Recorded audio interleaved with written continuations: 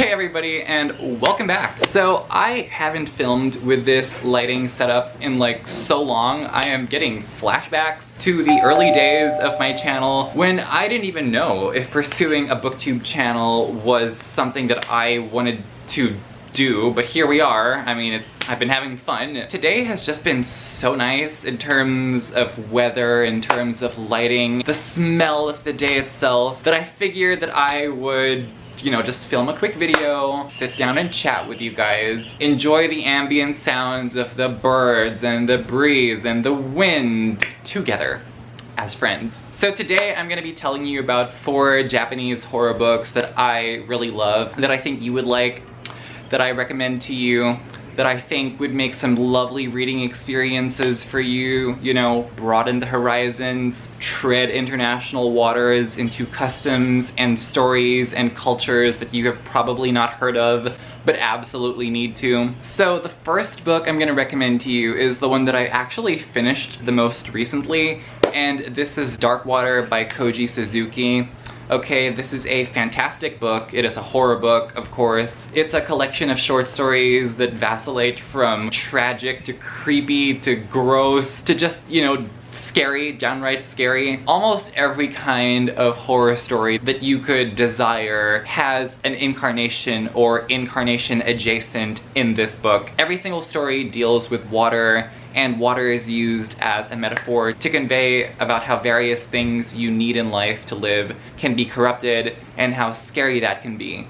Whether it's love, whether it's family, just like water, these are things you need in order to thrive, but they can also be contaminated with toxicity, things that could inevitably end up being bad for you. Really, really good. Also, there was a story in this book that scared the ever-living shit out of me. Okay, I think it's like the 2 stories in the middle. There's one about 3 people on a yacht. Whilst they're on the yacht, there is a thing that happens that requires them to swim somewhere, and it's at night, and it preys on certain phobias that I have, like swimming in water so deep that you are unable to see the bottom, coupled with things touching you from beneath that you don't know what they are while you're swimming, things brushing up against you. Oh my goodness. If you have that phobia, like if that kind of thing freaks you out, this story is gonna really do it for you, okay? I'm just like putting that out there. This was like a 5-star read for me, okay? Okay. Alright, so the next book I'm gonna recommend to you is In the Miso Soup by Ryu Murakami. This is a book about a guy, and this guy works as this tour guide, but he is a tour guide unlike other tour guides you might know, because he takes foreigners around in the red light district, okay? A young Japanese university student kind of guy who is touring this middle-aged American man around Japan. And a huge bulk of this book takes place in one night, and so you get to hear many conversations about so many interesting topics, specifically American culture and Japanese culture, and how cultures in the East view cultures in the West.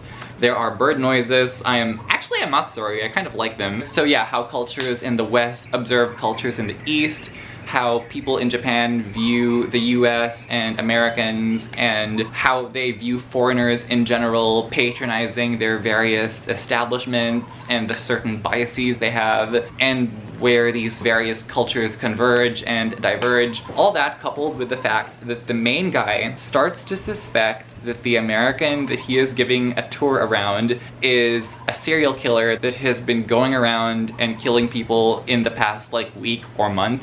So the whole time there is this insane sense of paranoia and wondering, am I gonna get murdered? Why does this guy keep wanting to go to secluded places where we will be alone? Why is he interested in these various kinks? Why do people look at him with scared looks? Like, is he gonna explode? Is he a ticking time bomb that could just go off and kill me in the spur of the moment? And it's just so good. The way it ratchets up the tension is just so incredible. I had so much fun. And the fact that it's like a series of so many interesting conversations is like, you know the movie Before Sunrise, Before Midnight, Before Sunset? It's like if Jesse and Celine were exploring Europe and one of them started giving serial killer vibes. Bitch, the vibes, okay? The vibes. Those are what you will get should you choose to read In the Miso Soup. highly recommended. Okay, so the next book I'm going to recommend is Audition, and this is also by Ryu Murakami, and this book actually has a film adaptation. So there's a movie of the same title called Audition, which is really good also, and I would recommend you watch it too. It is very, very faithful to this book, so however you'd like to consume this story is completely up to you, no judgment. They're both good, I would recommend both. I personally saw the movie first because I wanted the visceral reaction, and then I read the book afterward because I wanted to see, you know, where its roots came from, how they adapted it, what they left out, what they didn't. Pretty solid adaptation overall. So this book is about this middle-aged man. He is a widower and his son is telling him like, hey, you look depressed, you better get back in the dating pool. And so he and his friend come up with this unconventional plan to audition these women under the guise of a fake TV commercial or fake movie or something. And so they audition all these women, they ask them fake questions about various things that would potentially qualify them for this film, I'm Sorry for the Wind, and they determine which one is the most interesting, and then work in questions about this man's preferences, okay? And then they settle upon this one woman who is very timid, very shy, very reserved, but she catches his eye and he does everything in his power to try to, you know, get her to fall for him. And this is a horror book that subverts so many conventions, specifically with who the cat and the mouse are in stories of that nature. It gives a commentary on loneliness and the way we do things to push back against the darkness. It's very, very, very slow burn. It's not as intense as the other two books. So I have had people who I recommended this to not really like it, but regardless, I mean, this is a story that I think is rather original and rather originally handled. Sure, you can point out 80s exploitation movies that kind of have this same formula, but they were never handled with the amount of poignancy and sensitivity for the subject matter that this book was. And yes, it does get pretty gnarly at the end, but the journey leading up to that is what I found to be more interesting. So yeah, if you do choose to check this out, I would love to hear your thoughts. I did read this for a reading blog, and that was for Summerween over here. And the book I read prior to this, in the Miso Soup, I also read for a reading blog called Reading the Most Disturbing Books Ever Written. That's that blog, okay?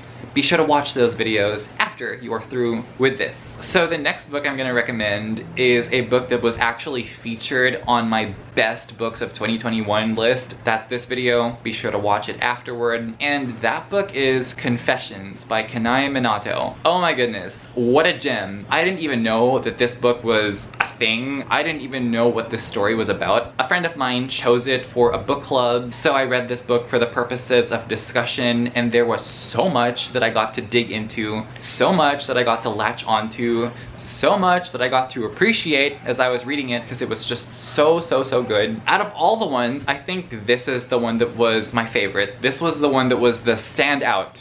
The blueprint. One of the best horror/thriller books I've ever read. We basically follow this woman, and she is a school teacher, and her child has been murdered, and she has reason to suspect that the perpetrators of that murder are in the school she works at. That's all I'm gonna tell you. That's all you need to know. That's all the information I am interested in divulging, okay? Because this book is a lot. It is a lot. It's got one of the strongest first chapters I have ever read, and it does take place from multiple points of view. You reread scenes from various perspectives of various characters, but it doesn't get repetitive. That's the thing. Every single new point of view adds a layer to the onion. Everything the story needs for the overall tension and the overall cumulative effect to just give you a bicycle kick to the head at the end, because that finale is probably the finale out of all the books I've read in recent memory that had my jaw on the floor.